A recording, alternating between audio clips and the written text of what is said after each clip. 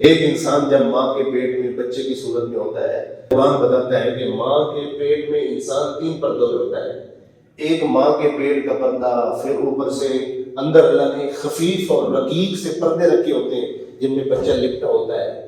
ان پردوں میں رہ کر ماں کے اس چھوٹے سی جگہ میں بچہ سمجھتا ہے میں تو بہت بڑی دنیا میں رہتا ہوں۔ جیسے کنویں کا مینڈل ہوتا ہے، وہ کنویں کو ہی اپنی ساری دنیا سمجھتا ہے۔ جب بچہ ماں کے اس دنیا اور جہان سے قدم اس دنیا میں رکھتا ہے، اتنے بڑے آسمان اور اتنی بڑی زمین کائنات کی وسعتوں کو دیکھتا ہے تو حیران رہ جاتا ہے۔ پھر تھوڑی ہوش بنتا ہے تو پھر وہ اس جہان کو ہی بہت بڑا جہان سمجھتا ہے آخرت کے مقابلے میں، حالانکہ آخرت کے مقابلے میں اس کی کوئی مقابلہ ہی نہیں، تقابل ہی نہیں ہے۔